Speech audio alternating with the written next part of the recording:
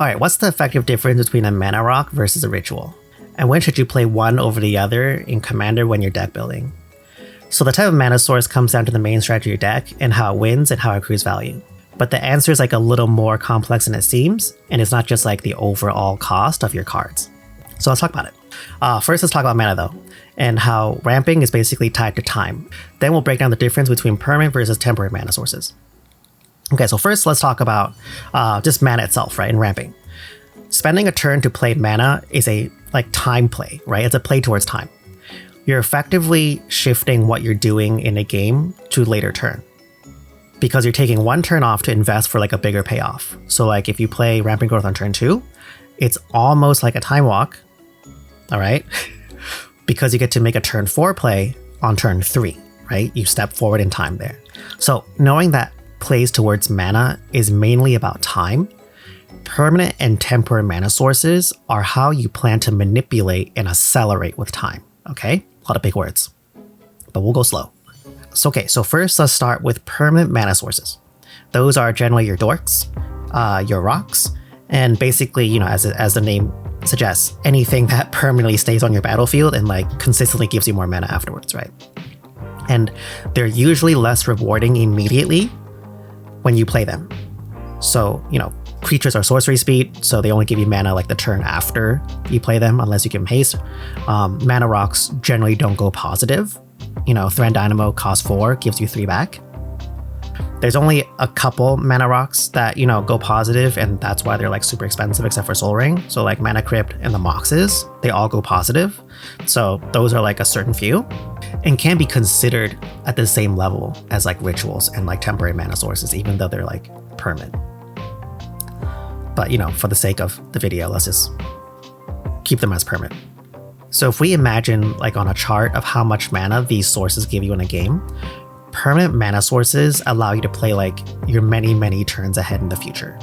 So if we imagine on a chart of how much mana these sources will give you in a game, permanent mana sources allow you to play like your many turns ahead in the future. Okay, so then let's jump over to temporary mana sources. Those ones are usually much better in terms of mana costs to reward, right? How much mana you get back. Like rituals always give you more mana than they cost, right? Like Dark Ritual, Desperate Ritual, you know, Jessica's Will, sort of a ritual. And then spells like High Tide, Squandered Resources, and Reign of Filth, they give you like a big burst of mana for a low mana cost, right? Some of these like Squandered Resources and Reign of Filth has like a resource cost, but you're only spending 1 or 2 mana to cast them. It might be kind of confusing because Squandered Resources is like a permanent, but you know, just go with me here. So temporary mana sources allow you to play like you're way ahead at this moment, right? It's much, much better in terms of like how fast you accelerate versus permanent mana sources, but obviously it's temporary, right? It only benefits you for this one turn. So if permanent mana sources makes your chart look like this, and temporary mana sources only give you, you know, this boon for like one turn, then why don't you just default to like Thran Dynamo in every single deck, right? To decide which one's better is dependent on the main game plan of your deck, like what you want to do with it, like your cards in your deck, right? I think of how Commander decks function based on how the deck feels unfair and how it wants to play the game. And I have a video about like how to use this concept of unfairness to like make a deck really good. You know, I'll throw it in the link up here. So in most cases, cEDH values rituals because those decks really need to resolve one spell at a certain moment in time, and they don't need a Thran Dynamo to give you more than 3 colorless in a single game, right? Once you resolve the Adnos or whatever, that Thran Dynamo's done its job. You generally don't play Thran Dynamo in that deck, but you know, stick with this example here.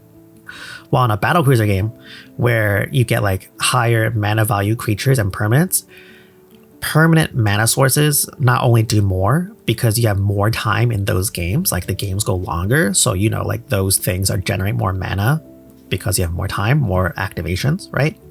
But also the things they're powering out, things they're playing, have much more impact in the game, right? So if you play like a big Colossal Dreadmaw, that Colossal Dreadmaw has more time to attack, more time to deal damage, right? The return on that dinosaur is much better in that metagame than like if you played a Dreadmaw on cEDH. I'm not gonna stop you, you know, I'm pretty sure you can knock someone out, but you get the idea.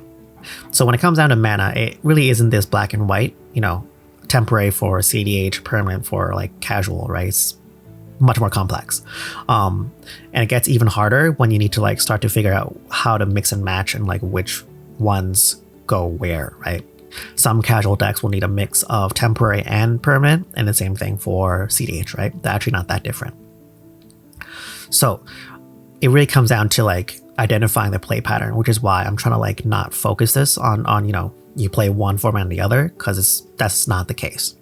So some cEDH decks really need to build up to like a critical mass of mana and then take like a lot of actions and just need more mana sources in general, right? So I recommended more permanent sources of mana for Ob Nixilis, because Ob Nixilis, you know, needs to take a really big turn and needs to spend more time investing towards a bigger payoff turn and take like a really big storm turn. So if you play like a Gears and Storm deck, you probably need more, you know, mana rocks and stuff like that, because you need to be able to play more spells, trigger your things, draw more cards, right? It's not the same thing as just like playing one ad nauseum, flipping your rocks and rituals and like winning immediately.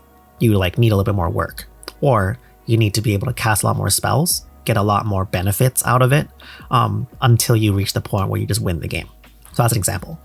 You can also just play like Staxx, you know, in cEDH. I don't recommend it, but if you play Staxx, you know, you're trying to create more time, right? You're slowing the game down. So one axis where you can beat everyone else is when everyone else's spells or cards are temporary mana sources and very not good into a rule of law.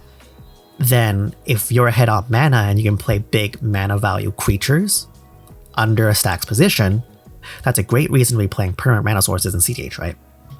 So some examples. And then there's like also casual commander decks that really just care about resolving like a big commander.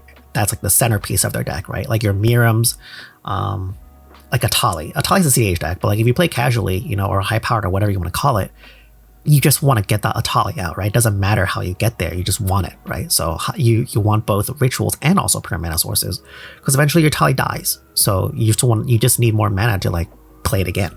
So how you decide like how many dorks, rocks, and rituals to play in your deck really depends on like the key moments you envision for how your deck plays out. So if you really want to resolve like an early Smothering Tithe as many games as you can, because your deck's like a treasure deck or like, you know, just like Smothering Tithe, then like Mana Vault makes sense, right? Because Mana Vault lets you have a turn 2 Smothering Tithe or turn 3 Smothering Tithe if you turn 1 Enlightened Tutor, right? This is still technically high power. If your deck is mostly low mana value creatures and high in color pip requirements, then the Thran Dynamo doesn't make sense, right? Because the colorless isn't doing anything. So essentially, like, even though you can make a lot of mana off that Thran Dynamo, you're not spending it, right? Spending it is like what makes these mana rocks good. So you might as well just play like a Sigmund or like a Talisman, or even just like a Depth Ritual if you're playing mono red goblins. Because if all you're trying to do is like get as many goblins out as possible for like a Krenko, then how much mana you make in the future doesn't matter, right? You just want more goblins now. Okay, so the next time your deck isn't working so well, maybe take a look at how your mana acceleration is matching your game plan, and then tweak it from there. I hope this was helpful. If you like this video and want more in-depth strategy articles, my Patreon's only $3, and you can get access to basically everything. Wink, wink, wink. If you want to see an example of a deck where I recommended permanent mana sources, then you should check out this Deck Doctor video for this cEDH Ob Nixilis deck. And if you want to see a deck that uses a lot more temporary mana sources, you should check out this super cool Rowan Storm deck that just wants to resolve like an ad nauseum. Okay, let me know what your favorite mana card is in the comment section below, and say goodbye. Alright, thanks for watching. Bye bye.